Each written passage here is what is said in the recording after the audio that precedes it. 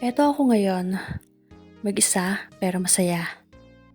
Okay lang bang kiligin kahit wala na kaming label? Namit ko si Jessie way back 2016. Pareho kaming OFW sa Singapore. Nagkakilala kami dahil friend ko ang cousin niya na si Trisha. Bale na una siya makapagtrabaho sa SG. Almost 2 years na siya doon. Kasabay ko namang mag-apply si Trisha at naging magkaibigan kami dahil iisa lang ang agency namin. Pareho kaming fem ni Jessie. Ang totoo, naging crush ko agad si Jessie simula nang ipakilala siya sa akin ni Trisha sa personal. Nandito pa lang kasi kami sa Pinas naikikwento na siya sa akin ni Trisha. Alam ko rin na fem siya. Open din ako kay Trisha. Alam ni Trisha na babae rin ang gusto ko. Kaya naman nang ipakilala niya ako kay Jessie, naisabi niya rin dito kung ano ang gender identity ko. Masaya ako tuwing nagkikita-kita kami. Excited ako tuwing magwi-weekend dahil sa kanya. Madalas ko din siyang kinukulit sa chat para magpapansin. Halata niya naman na type ko siya dahil game na game siya makipaglandian sa akin. Pareho naman kaming walang sabit kaya tinuloy-tuloy ko ang paglalandi ko sa kanya. May kasabihan nga na kapag may tiyaga, may nilaga. Dahil ilang buwan lang ang nakalipas naging kami na ni Jessie. Sikreto lang natin to pero oo, masabaw siya. Palaging nasa cloud9 kapag magkasama kami. Sinusulit kasi namin ang bawat oras na magkasama. Minsan na lang din kami sumasama sa mga kaibigan namin. Naiintindihan naman nila kami. Biro nga ni Trisha, mas mahalaga daw ang L kesa sa kaibigan. Minsan nga napapaisip ako kung trabaho ba talaga ang ipinunta ko sa SG.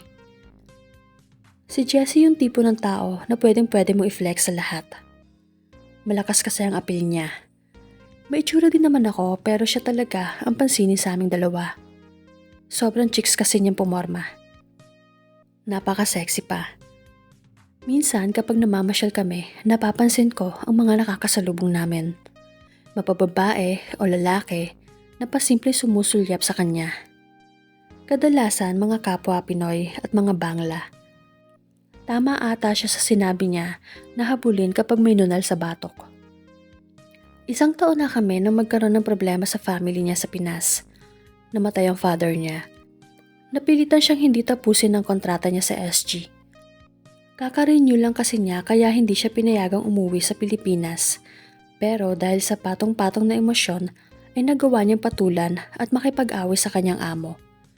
Sa sobrang galit ng amo niya kaya nawalan siya ng trabaho at dali-daling pinauwi sa Pilipinas. Naiwan ako mag-isa sa Singapore. Wala akong nagawa dahil sa biglaang pangyayari. Sa isang iglap, bigla kami naging LDR. Maraming buwan ako naghintay na makabalik siya sa Singapore. Kinukulit ko na rin siya kung kailan ba siya mag-a-apply ulit. Sinabi ko rin sa kanya na hindi na lang ako magre-renew kung hindi na siya makakabalik. Pero hindi siya pumayag. Nagalit pa siya sa akin dahil bakit kailangan ko daw na gawin yon. Mahirap daw makahanap ng trabaho kaya huwag ko daw sasayangin ng ganun-ganun lang. May point naman siya pero namimiss ko na kasi siya kaya ko yun nasabi. Habang nasa Pilipinas siya ay inamin niya sa akin na nagkita daw sila ng ex niya. Isang beses lang daw for closure pero hindi ako naniniwala. Malakas ang kutob ko na maraming beses sila nagkita. Doon na ako nagsimula magduda sa kanya. Malay ko ba, pareho sila nasa Pilipinas ng mga panahon na yon. Madali lang din naman gumawa ng kwento lalo na at nasa malayo ako. Naging madalas ang pag-aaway namin. Gusto kong maging bantay sarado pero ang hirap dahil may trabaho ako. Hindi rin naman ako basta-basta makakauwi dahil halos kakarenew ko lang din nun.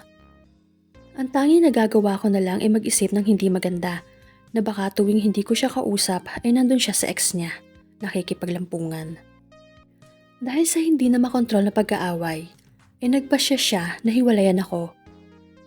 Yung mga hinala ko ay nagkatotoo.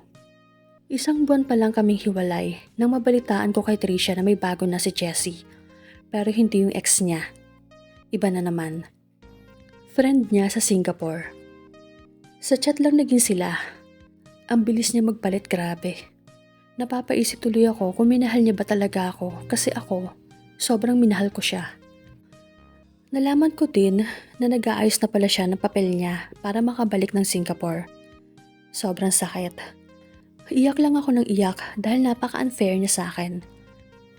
Bakit pa siya nakipaghiwalay kung may plano naman pala siyang bumalik sa Singapore?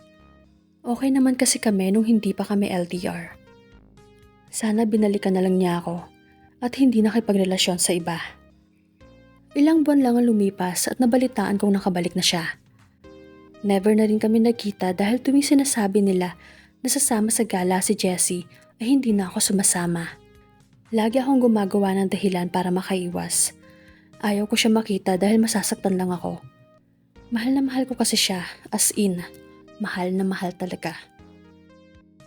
Nagtagal pa ako ng ilang taon sa Singapore. Itinigil ko muna ang pakikipagrelasyon at nag-focus ako sa trabaho at mga sideline. After 6 years na pagiging trabahante, ay napagdesisyonan ko na bumalik ng Pilipinas. May sapat na kasi akong ipon para makapagsimula ng maliit na negosyo. Hindi na rin ako nakipagrelasyon dahil feeling ko nalipasan na ako ng panahon. Wala na rin akong balita sa mga kaibigan ko sa Singapore dahil naging busy na ako sa negosyo. Fast forward, June 2024, nag-chat sa akin si Jessie. Nasa Singapore pa din siya. Single na siya ulit. Namimiss na daw niya kung paano ko siya alagaan. Ang dami daw niyang realization simula na maghiwalay kami. Ako naman si Marupok.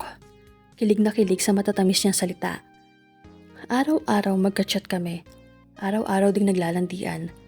Parang gaya lang ng dati.